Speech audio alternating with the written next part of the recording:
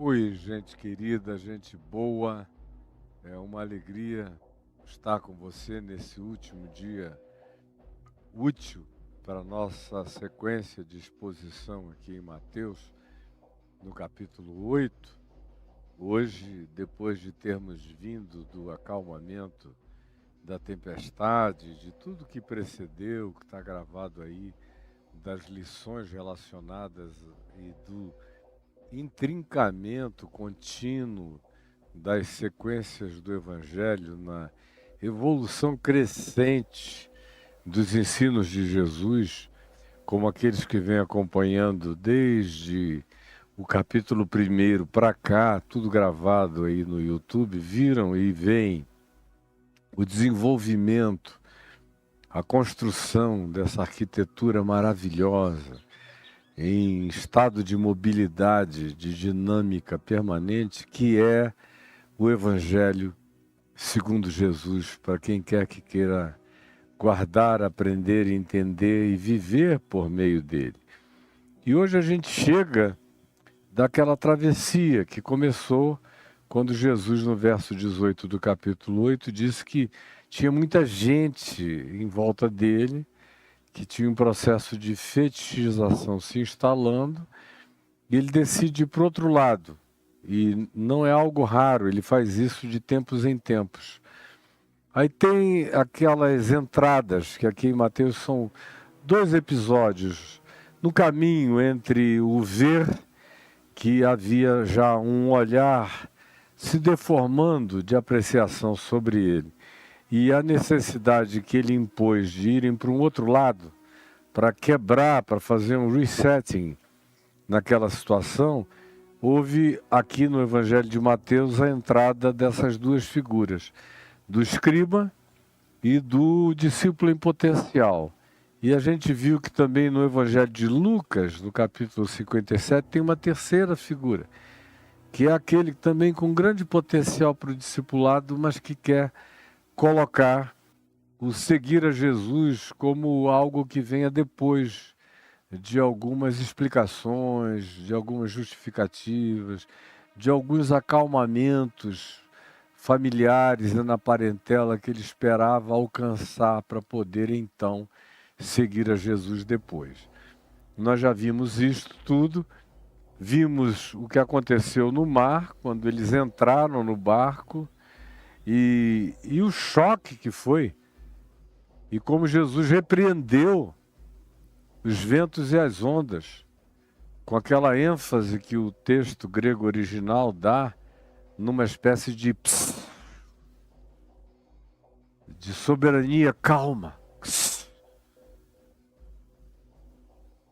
fazendo a tormenta calar-se, aquietar-se. Chegam do outro lado. E, enquanto isso, o que a gente viu foi a perplexidade instalada no coração dos discípulos, conforme diz o verso 27, eles maravilharam-se e se encheram de perplexidade, perguntando: quem é este? Porque já andavam com ele, mas todos os dias, quando a gente anda de fato com Jesus, tem facetas novas para a gente descobrir quando é um caminho de fé, genuíno e verdadeiro. Quando carrega essa simplicidade sincera, que não sucumbe às elucubrações arrogantes, nem soberbas, nem cai nas distrações que nos fazem pensar muito acerca de quem seja Deus e conhecer nada da experiência de Deus na própria vida da gente. Aqui eles que já tinham visto várias coisas e ouvido tanta coisa que Jesus já dissera, como vocês aqui também já ouviram, descobriram uma faceta da relação de Jesus com a vida, no caso aqui com a natureza, mais especificamente com os ventos e a água, as ondas, e aquela soberania que silêncio, aquietai-vos e sabei que eu sou Deus, como eu li ontem no Salmo 46, E Jesus manifestando a poesia do Salmo 46, metaforizando aquilo com algo real. Isso aqui não é uma metáfora apenas, é uma narrativa que ganha contornos metafóricos e parabólicos para o nosso uso contínuo, mas parte de algo concretamente real, narrativamente acontecido. E aí eles chegam do outro lado, aonde entendiam chegar, que é na terra dos Gadarenos, ou dos Gerazenos. Gereza é a cidade que está lá até hoje. Gadara tem restos dela. Você vê tanto Gadara quanto Gereza, ambas fazem parte de uma sequência de cidades chamadas no passado de Decápolis, 10 cidades que tinham sido construídas na perspectiva greco-romana e para serem abrigos da cultura helenista e que estavam ali presentes há muitos anos. Só que a palavra que designa Gereza vem da raiz da palavra ger, que significa aquele que é possuído, aquele que está sob o domínio de. Isso é o que significava Gereza. Era a raiz de onde a palavra procedia. E a raiz dessa palavra contava a história do lugar.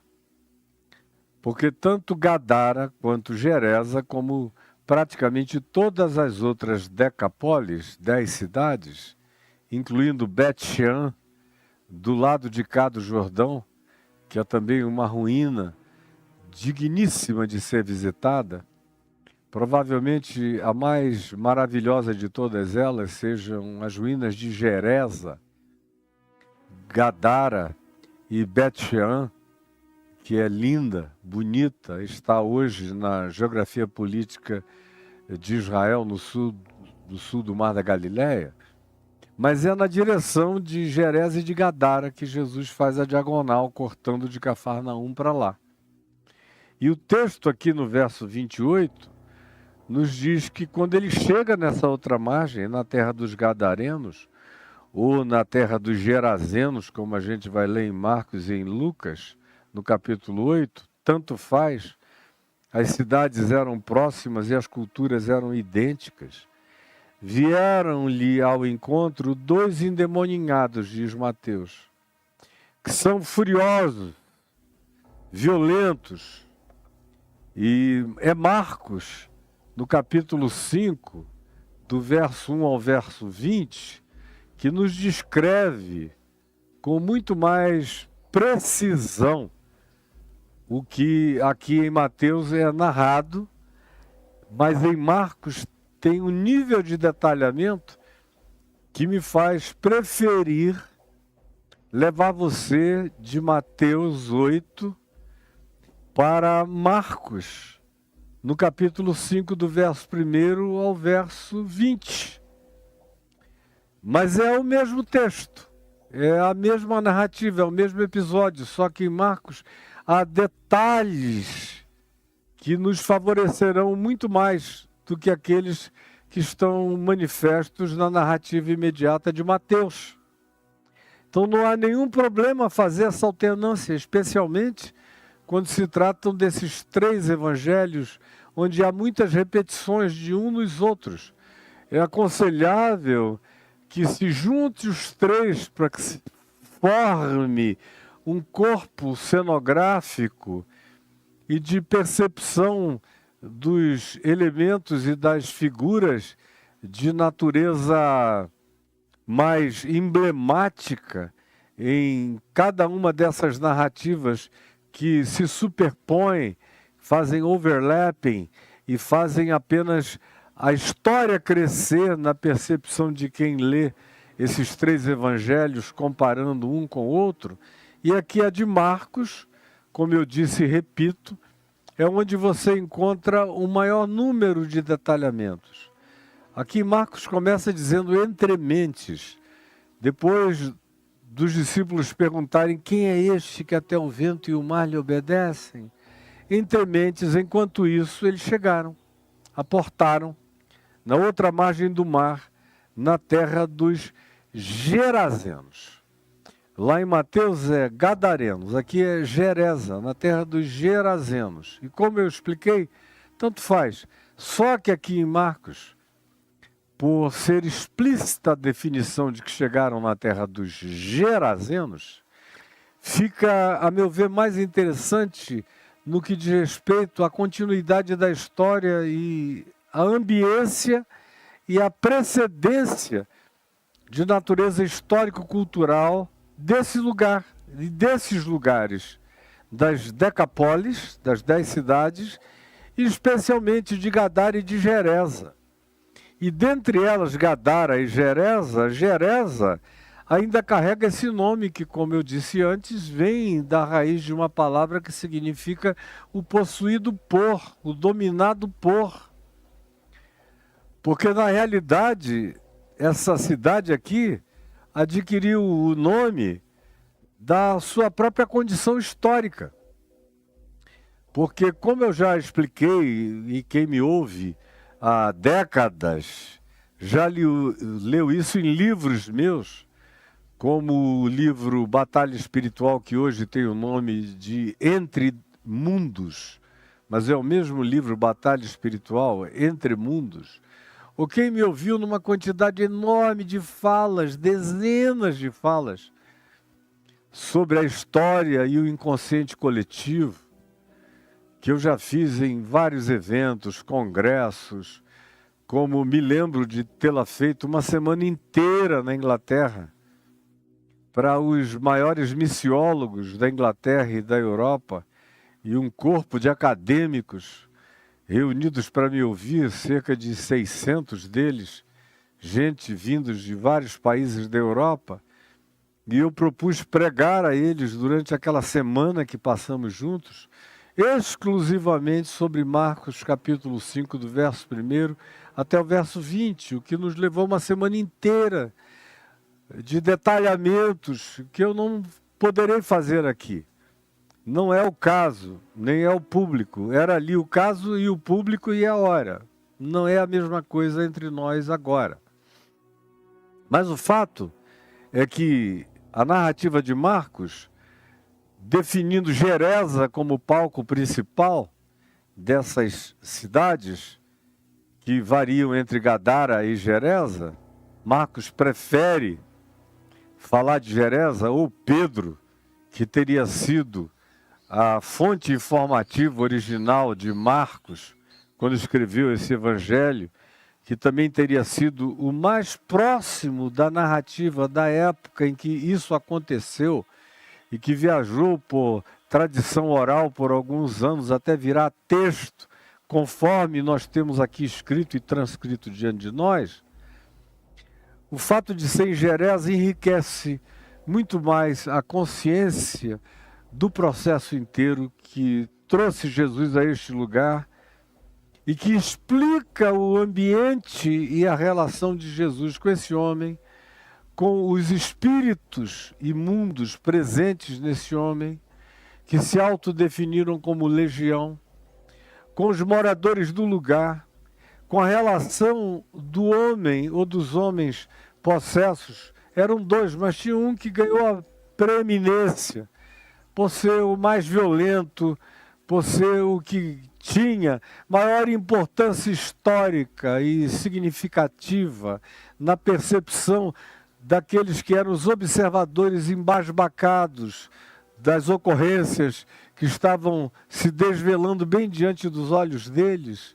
Pois bem, é aqui nessa cidade do Possuído, que ganhou esse nome muitos anos atrás, 3 séculos antes, quando Alexandre o Grande tomou o lugar todo, incorporou aos domínios do seu reino, a grandeza do seu reino, que tinha ido da Índia até o norte da África, onde uma das principais expressões da sua dominação foi a cidade de Alexandria, que levou o seu nome com toda a riqueza que Alexandria carrega para a memória histórica de quem estuda. Pois bem, E aqui, esse lugar, que era chamado de Palestina, ou de terra de Israel, dependendo do lugar onde se estivesse, Jerusalém, muito mais terra de Israel, e o todo do lugar muito mais chamado de Palestina, por aqueles que olhavam-no de longe e não faziam parte do lugar, e tinham associação do lugar com a Filístia, com a Fenícia, com os filisteus, Filistim, Palestina. Mudanças e transliteramentos da mesma palavra durante séculos e séculos e séculos. Para eles não tinha nenhuma importância, era apenas uma designação. Para nós, hoje em dia, que tem uma importância geopolítica, ideológica e um monte de outras coisas que não estavam em questão aqui. Há 2000 anos atrás, nem de longe. E há 2300 anos, quando Alexandre chegou, muito menos ainda. Foram lugares que Alexandre e, posteriormente, os seus generais, especialmente Seleuco e Ptolomeu, Seleuco com base na Síria, em Damasco, e Ptolomeu com base no Egito, de onde ambos desenvolveram os seus próprios impérios. Cleópatra é filha de Ptolomeu, é a última faraó do Egito. O que vem depois de Cleópatra no Egito já não é mais nada que tenha a ver completamente com os egípcios. Na época de Cleópatra já havia uma miscigenação profunda entre os egípcios e a cultura helenista, a cultura grega. E no norte os seleucidas, que eram aqueles que decorriam de Seleuco, também general de Alexandre. E o mundo foi dividido em 4, e nessa parte do mundo os seleucidas e os ptolomeus passaram a digladiar-se, a brigar um contra os outros, a guerrear. E conclusão, aquela terra que fica entre o norte de Israel e o sul de Israel, ou o norte da Palestina e o sul da Palestina, ou o norte do Egito, como você queira. Não importa, essa geopolítica contemporânea faz muito mal à mera definição histórica antiga do lugar do chão onde isso aconteceu.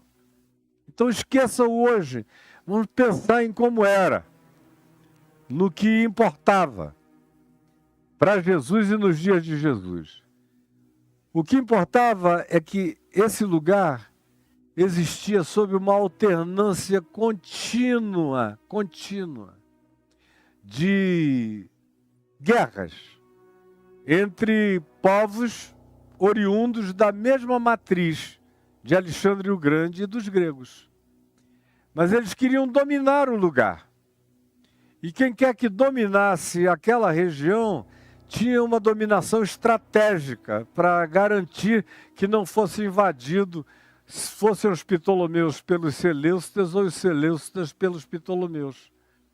Então, o que se interpunha entre eles era esse grande pedaço de terra que nos dias de hoje está em conflito, onde é o território israelense e é o território designado para ser dos palestinos.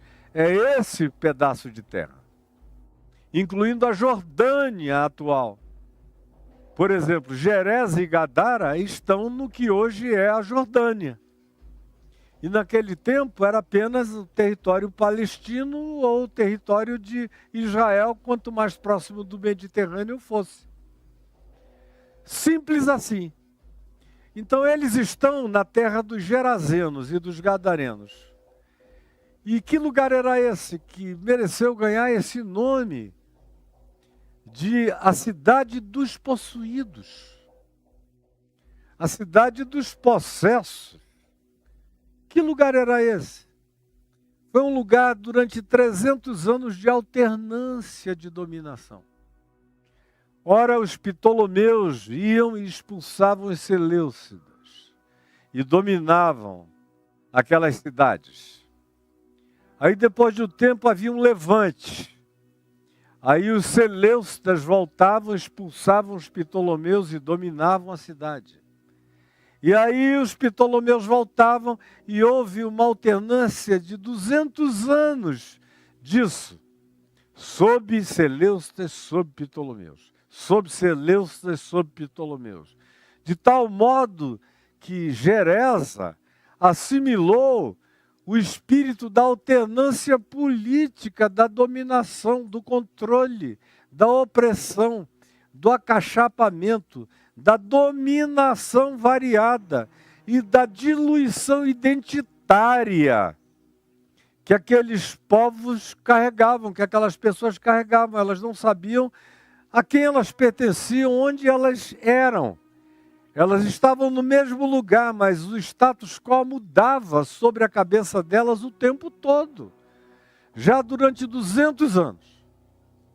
Aí depois de 200 anos veio a revolta dos Macabeus, que foi a revolta dos judeus, especialmente contra os Seleucidas, que eram dominadores muito mais violentos do que os Ptolomeus do Egito, que eram muito mais helenísticos, muito mais dialogais, muito mais interessados em expandir sua cultura grega do que em dominação miliciosa, por assim dizer. Já os Seleucidas, com base na Síria, e que desenvolveram a dinastia dos Antíoco Epifânios, eram figuras violentas e perversas e grotescas e toscas e agonizantes.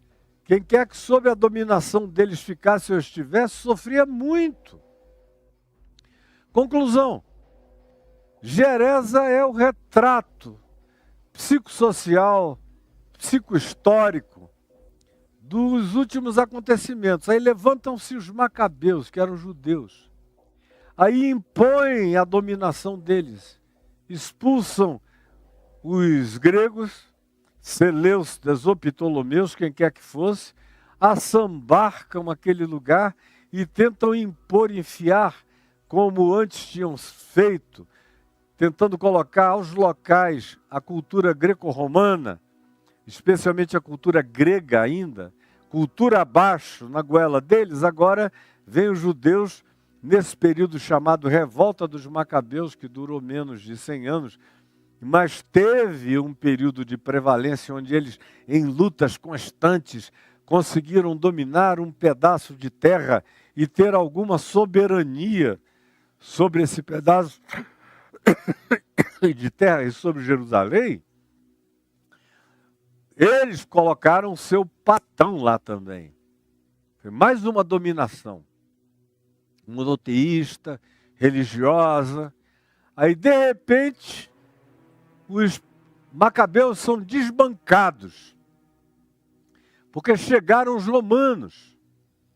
E os romanos chegaram e não deram mais lugar para nada, nem para ninguém. Acabou toda a história do conflito entre os Ptolomeus e os Seleucidas. A gente acompanha pela história a relação de Cleópatra com Júlio César, depois de Cleópatra com Marco Antônio.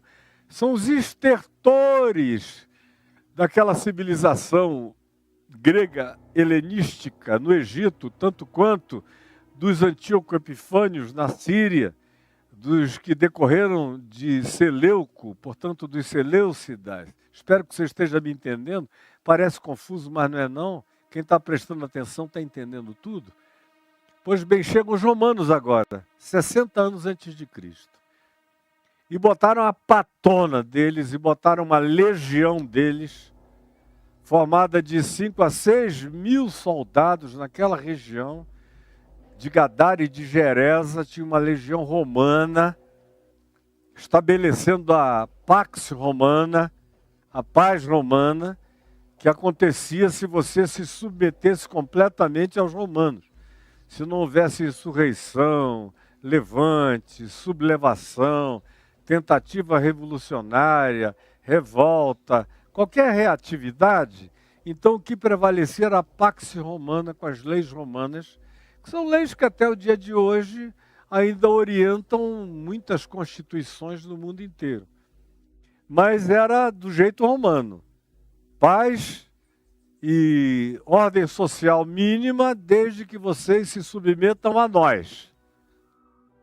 E era assim o Império Romano. Quando eles chegaram e puseram o patão deles lá, com a militarização organizada, como o mundo nunca tinha visto nada tão organizado quanto a militariedade romana, até então, com todas as hierarquias e comandos, era uma engrenagem, uma máquina extraordinária. E na história a gente aprende que os romanos acabaram vencendo os gregos, tomaram o poder político dos gregos no mundo inteiro. Mas os gregos conquistaram a mente dos romanos. Tanto é que o panteão romano foi a absorção, eles absorveram todo o panteão grego. Daí a gente chamar e aludir a esse panteão de panteão greco-romano, porque era um panteão dos deuses gregos, assimilados pelos romanos com trocas de nomes. Mudaram apenas os nomes, mas eram as mesmas entidades religiosas com as quais eles se identificavam, as mesmas divindades pré-diluvianas, com as quais eles se identificaram, os romanos também. E agora, nos dias de Jesus, eles estão presentes lá, nessa cidade que já carregava o nome de possuído por, porque a memória deles dos últimos 300 anos era de estarem sempre sem identidade, sem autonomia, sem liberdade, sob o controle de alguém.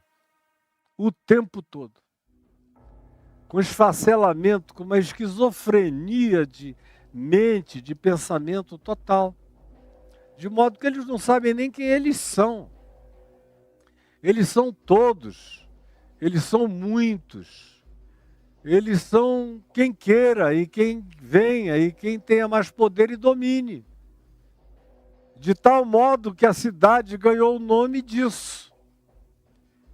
Gerasa ganhou o nome do fenômeno, sob a qual ela tinha estado colocada durante tantos anos, já séculos, debaixo dessa dominação, que vai dando configuração, vai dando nomenclatura, vai dando definição geopolítica, vai dando definição cultural e vai produzindo introjeção psicocoletiva na população toda e nos desdobramentos da própria narrativa histórica deles e da identificação deles com aquele elemento de dominação que sobre a vida deles estivera presente nos últimos 300 anos. Quase 350 anos. É um tempo longo. Isso muda e altera a cabeça da gente. Esses fenômenos de natureza histórica contínua, essas alternâncias, mexem com a cabeça tanto de indivíduos, quanto de famílias, quanto da sociedade como um todo. Como alteram o próprio ambiente espiritual do lugar, que é o que a gente vai ver na narrativa de Marcos. Todas as possíveis camadas foram alteradas pela manifestação do que aconteceu durante 300, 350 anos, nessas variadas alternâncias de dominação e de poder, de diluição identitária desse povo. É nesse ambiente, e é para esse lugar que Jesus chega, depois de ter se afastado daquele processo de fetichização narrado por mim em Mateus 8,18. E que está tudo gravado aqui no YouTube. Pois bem, é nesse lugar que Jesus chega. É nesse contexto histórico. É para essa gente. É com esse espírito que ele é observado. É com esse olhar. Esse é o ambiente. Esse é o cenário visível e invisível. É o cenário de natureza imediata, é o cenário de natureza cultural, é o cenário de natureza histórica, é o cenário de natureza psicocoletiva, é o cenário de natureza espiritual do lugar. Porque espiritualmente falando, a história e a dimensão espiritual se interpenetram sempre. Ninguém vive nenhum processo histórico que não seja objeto de interferências espirituais, e todas as produções históricas e culturais alteram profundamente a manifestação das dimensões espirituais em relação aos seres humanos daquela geografia política. É o que eu espero que você constate seguindo comigo hoje e a semana que vem toda. Porque por mais simples que eu seja na minha pretensão de tornar mais enxuta a minha narrativa, o máximo que eu posso, eu vou ter que me estender pela próxima semana para você compreender o significado do que o Evangelho está nos ensinando aqui. Então veja, é aqui que eles chegam, nesse ambiente. E o que se vê é que, de cara, aparece um ser humano, ou dois, de acordo com Mateus, que eram seres incontroláveis. A narrativa de Marcos, que é mais detalhada, diz que ao chegarem na terra dos possuídos, dos gerazenos, ao desembarcar, logo veio dos sepulcros, dos cemitérios, que é um primeiro choque para Jesus, que está vindo de Cafarnaum, onde havia sinagoga, rabino, chefe da sinagoga, uma presença judaica, tudo isso, uma tentativa de supremacia judaica, embora o lugar fosse completamente também eivado de cultura multirracial, multiétnica, multicultural e multirreligiosa, mas havia a tentativa judaica pela própria sinagoga presente, imposta ali, de ter a sua cabeça de ponte religiosa definitiva na cidade de Cafarnaum. Pois bem, deixando esse ambiente, ele vai para uma cidade totalmente pagã, com uma história sem nenhum judaísmo. E vem na direção dele dois indivíduos revoltados, sendo que um deles era incontrolavelmente doido, apelidado num lugar de Gadareno, no outro lugar de Gerazeno, mas é ele. Que assim como Jesus é chamado de Nazareno, esse cara aqui é chamado de Gerazeno, porque ele representa um contexto inteiro. Aí chega esse indivíduo, quando Jesus desembarca, e vem dos sepulcros.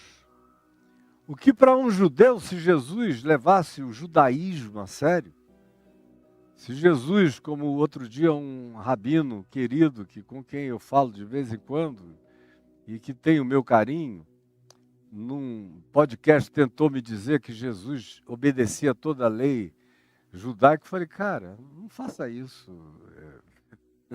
Não faça isso contra Jesus, nem contra você, nem contra a verdade. Não era assim. Jesus é aquele que diz, os antigos disseram isso, eu, porém, vos digo isto. E eu não vim para revogar, eu vim foi para cumprir, em mim isso acaba. Como ele mesmo disse, a lei e os profetas vigoraram até João, agora é o reino de Deus. Sou eu, é o evangelho da graça de Deus. Mas eu expliquei isso longa e detalhadamente quando a gente esteve debruçado sobre Marcos capítulo 5. Os que andam comigo aqui viram muito bem, aliás, Mateus capítulo 5, no Sermão do Monte. Então veja, quando eles chegaram, ao desembarcar, esse homem veio do sepulcro. E para um judeu, se Jesus obedecesse às leis do judaísmo, ele não poderia ter contato com alguém que vinha de um cemitério pagão e que dormia entre sepulturas pagãs e que eventualmente fosse um indivíduo tão bizarro que até desenterrasse corpos. Ele era completamente desvairado. A cidade inteira olhava para ele em pavor.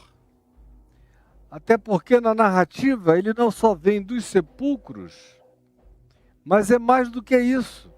Ele é possesso daquilo que os evangelhos diagnosticaram, Jesus diagnosticou, como um homem possesso de espírito imundo, o qual vivia nos sepulcros.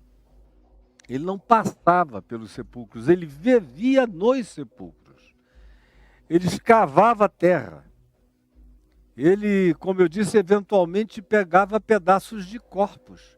Ele chocava os seus contemporâneos de todos os modos possíveis, pensáveis e impensáveis. E toda vez que tentavam prendê-lo, isso era impossível, porque nem mesmo com cadeias alguém podia prendê-lo. Ele quebrava tudo, ele se soltava de tudo, porque tendo sido muitas vezes preso, com grilhões e cadeias, as cadeias foram quebradas pela força dele. E os grilhões foram despedaçados. E ninguém conseguia subjugá-lo, ninguém. Era o único cara livre. Livre da dominação romana, livre de qualquer outra dominação. Como em geral os loucos são. Os loucos ganham a prerrogativa de dizer o que querem, fazerem o impensável e de não serem molestados para além de um determinado limite, porque todo mundo diz ele é louco. E em relação à loucura, há uma permissividade de maneira natural a ela concedida. É o que acontece aqui com ele. Porque ninguém conseguia prendê-lo, de maneira alguma. Ninguém podia subjugá-lo. E ele andava sempre. Era um ente insone. De dia ele estava andando, à noite ele estava andando, ele não parava nunca, de dia e de noite, clamando, gritando entre os sepulcros. Alucinadamente se ouvia aquela voz sepulcral, vindo da multidão de entes que habitavam o ser dele. Também andava pelos montes. Ele era apavorante, era uma silhueta de angústia, de pavor, para quem quer que o visse. As crianças, as mulheres, os velhos, os cidadãos, todos buscavam escapar dele. E até mesmo os exércitos, as legiões, não queriam ter que enfrentar um maluco. Porque, como eu disse, ao maluco faz-se determinados tipos de concessões. E além disso tudo, ele se rasgava, ele se feria, ele pegava pedras e se feria todo, se rasgava, se mutilava, vivia em estado de absoluta sanguinolência ambulante. Era um ser trágico. Era uma visão horrenda. Essa pessoa, com alguns outros agravos, de como ele se parecia, e de quem ele era, e de como ele se machucava e se feria. Pois bem, quando ele de longe olhou e viu Jesus desembarcando e botando o pé na areia da praia, ele correu para Jesus e o adorou. Correu para Jesus e se dobrou, exclamando e dizendo em alta voz, para todo mundo ouvir. E da realidade, todos o ouviram. E o que é que ele diz? Ele vem e diz, Jesus, que tenho eu contigo? Que tenho eu contigo, Jesus? Que tenho eu contigo, Jesus? E eu acho isso aqui lindo, que as forças espirituais da maldade, da dominação, do ódio, do controle, da manipulação, da infernização, da morte, de todo tipo de maldade, de autoinfligimento da própria morte aos indivíduos que ficam cativos desses poderes espirituais malignos, trazem de reconhecimento acerca de que Jesus é a antítese da luz contra as trevas que eles promovem, encarnam e designam. Eles clamou em alta voz: que tenho eu contigo? Assim como Jesus diz: aí vem o príncipe deste mundo, ele nada tem em mim. A mesma coisa, essa multidão de demônios aqui, de espíritos imundos, dizem. Ao verem Jesus, se curvam, o adoram e, em estado de adoração, proclamam a soberania de Jesus sobre a treva que eles encarnam. Que tenho eu contigo, Jesus, Filho do Deus Altíssimo. Quando diz Filho do Deus Altíssimo, identifica Jesus com Melquisedeque, que era sacerdote do Deus Altíssimo, de acordo com o que a gente lê em Gênesis, no capítulo 17, no encontro de Abraão com Melquisedeque, que era sacerdote do Deus Altíssimo.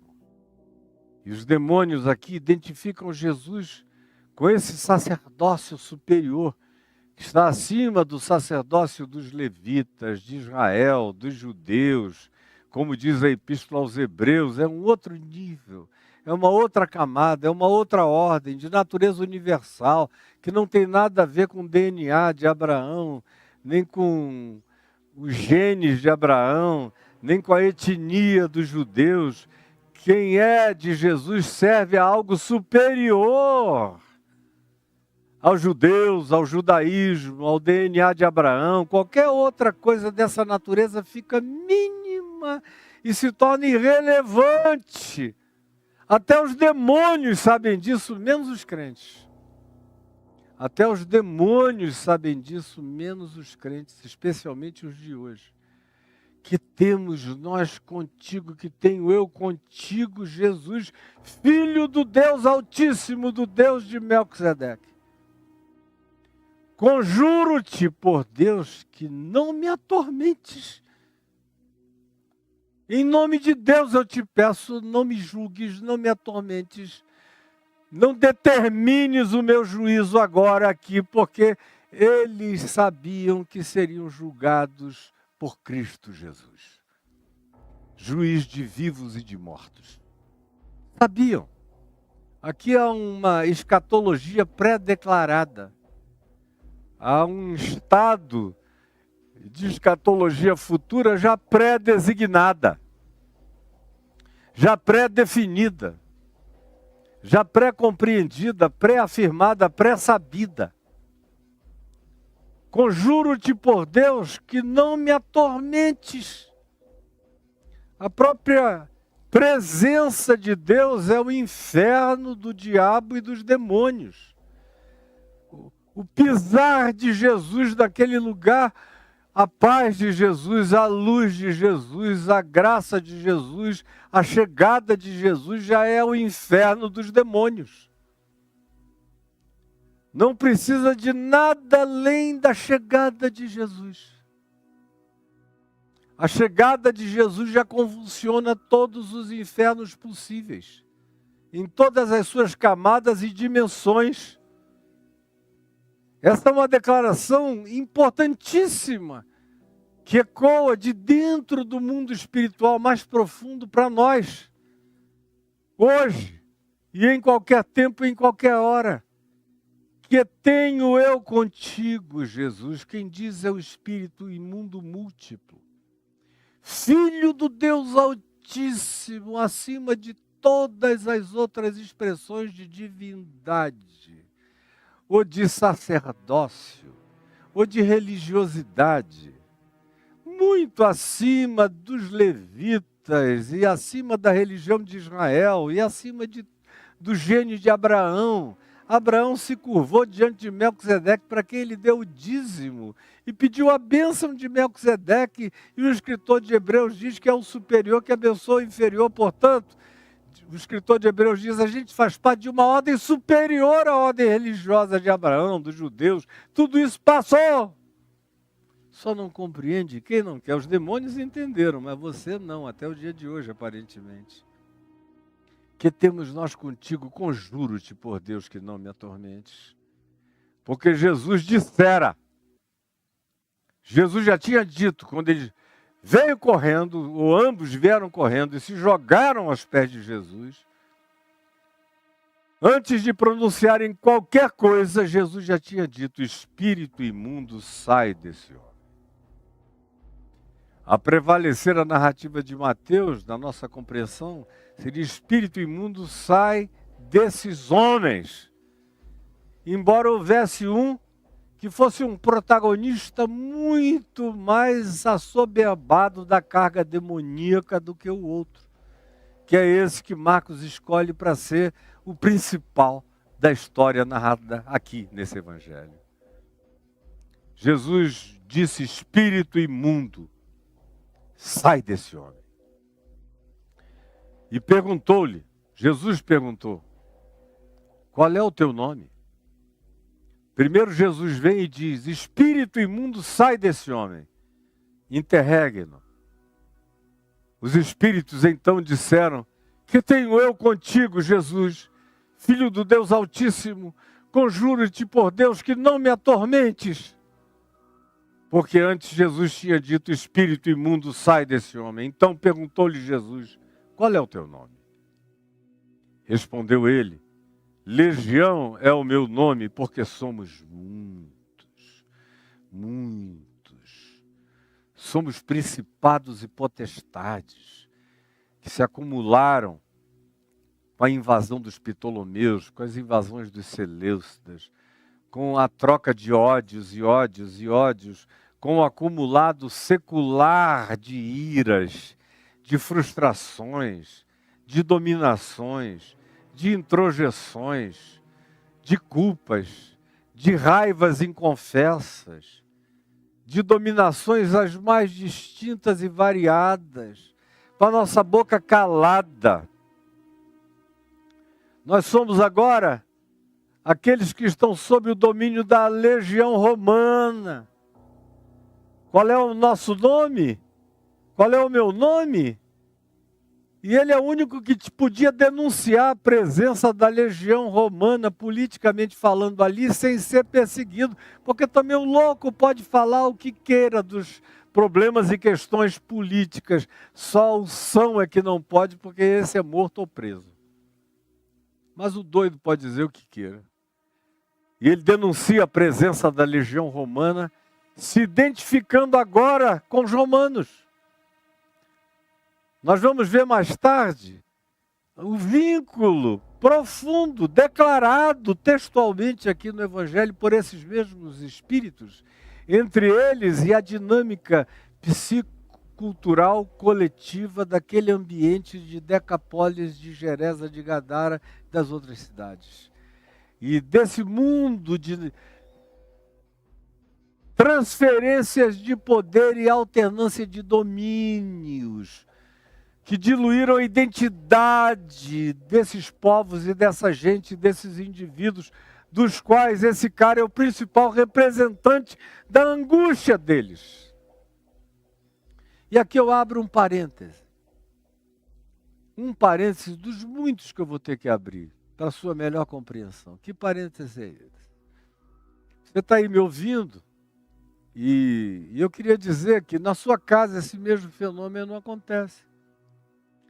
Porque em todo lugar, em todo coletivo humano, preste atenção, em todo coletivo humano, e o coletivo humano mais essencial, mais primordial é a família.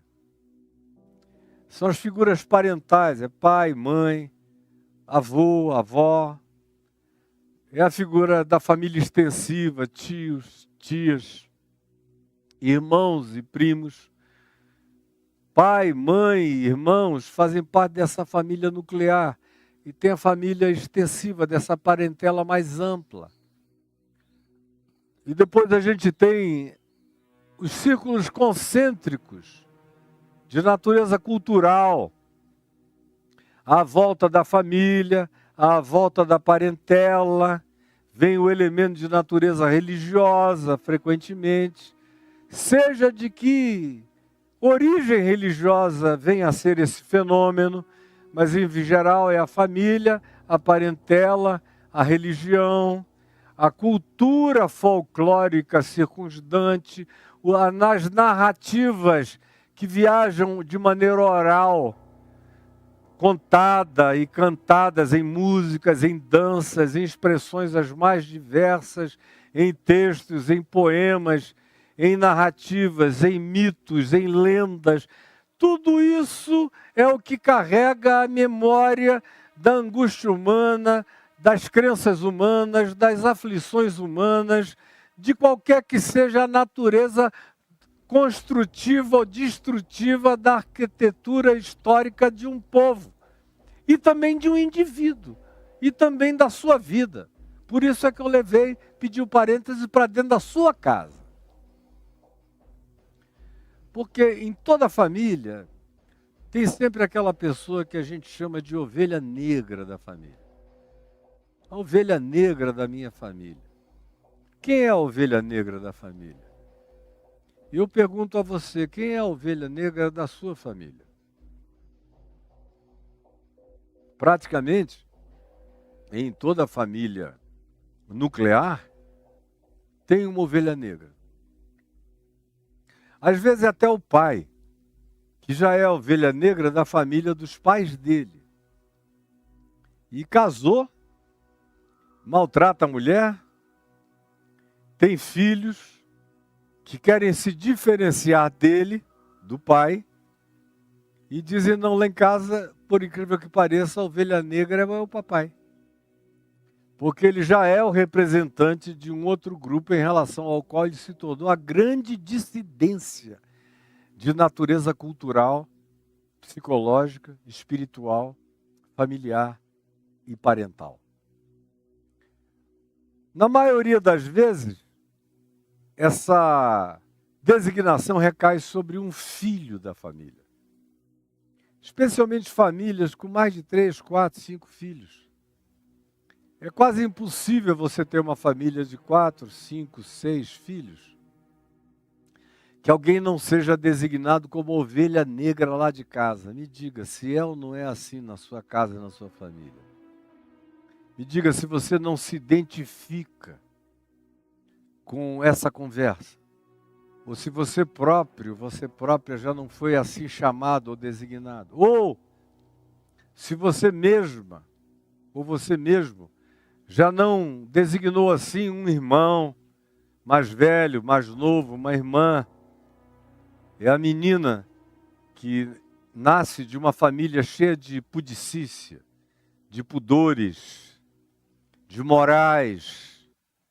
Aquela família TFP, tradição, família e propriedade, como a gente viu nessa proposta de reavivamento da família e dos homens de bem. Que nada mais é do que uma ideologia que não fala nada, nem de família, nem de bem, nem de nada. Frequentemente são as piores pessoas do mundo, são as que se auto-intitulam de homens de bem, dessa TFP de tradição, família e propriedade. Olha, eu estou velho e além da minha vida ser observadora disso tudo, eu sou um ente da história, de ler isso na história inteira e saber que é uma repetição do mesmo. Vocês ainda vão ter que apanhar muito para aprender. Que o que eu estou dizendo é o óbvio aqui. Pois bem, em toda casa existe isso. E eu estava falando, às vezes é uma menina de uma família crente, ou religiosa, ou moralista, ou cheia de pudores e de pruridos, os mais variados. A mãe se veste à moda vitoriana, antiga, se cobre toda.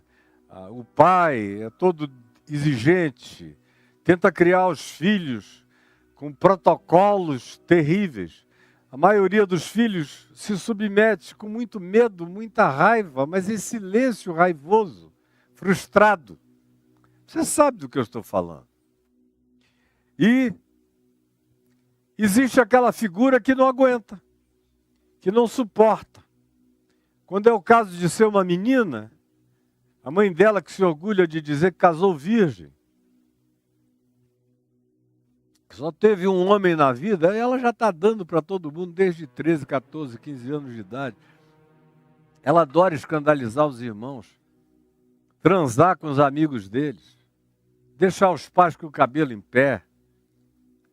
E quando os pais são religiosos contemporâneos, já até associam a filha a algum espírito maligno. Deve ser a pombagira que tomou conta da minha filha para ela ser assim. Essa prostituta de uma família que quer ser tão religiosa, tão de bem. Mas podem ser rapazes que se tornam violentos, que se tornam agressivos, que se tornam briguentos, que se tornam gangsters relacionais, que agridem pai, mãe, que se tornam inafetivos, brutais, implacáveis, agressivos, perigosos, que deixam os pais em estado de temor. E tanto mais quanto vão ficando velhos, correm até o risco de serem espancados por esses filhos. São as ovelhas negras, são os gadarenos, são os gerazenos dessas famílias, dessas casas. Ou qualquer outro tipo de anomalia, de superlativo monstruoso, que você possa se lembrar de maneira relacionada ao que aconteceu e eclodiu no seio da sua família, no ninho daquilo que você chama de minha família. De onde surgiram pessoas impensáveis. Quem são essas pessoas? Olhe, em 90 e tantos % das vezes, sem medo nenhum de errar, eu digo a você, são os que não suportaram e romperam a bolha das repressões. E são os que tiveram a coragem de gritar a loucura em nome de toda a pseudo-sanidade que ficou silenciada. Frequentemente a ovelha negra é aquele que tem a coragem de romper a bolha através da loucura que traz a declaração, a explicitação de tudo aquilo que coletivamente a grande maioria sente, experimenta, sofre e não tem coragem de declarar e de pronunciar, e engole e introjeta. Mas tem sempre alguém que manifesta o inconsciente coletivo parental, o inconsciente coletivo familiar, o inconsciente coletivo social, o inconsciente coletivo religioso, o inconsciente coletivo cultural. Tem sempre alguém, tem sempre alguns ou tem sempre muitos em cada lugar e em cada dado contexto social, evoluindo nós da figura parental, materno, paterna, para todos os outros âmbitos e círculos concêntricos de importância e de influência exercida sobre as nossas existências. E quando acontece de o alinhamento entre a opressão familiar ser algo que vai se atrelando às outras formas de poder sobre a vida da gente, até mesmo ao poder político maior, ou a dominação de que natureza social ela seja, quando há um alinhamento, então eclodem esses milhares de seres de desespero, de suicida, de gente que se fere, que se machuca, que se droga, que se perturba, que não dorme, que anda por aí insone, angustiadamente, de maneira infeliz, gritando, chamando atenção, querendo ver se é enxergada, se alguém ouve, se alguém percebe, se alguém discute aquilo que até então foi indiscutível e intratável. Eu sei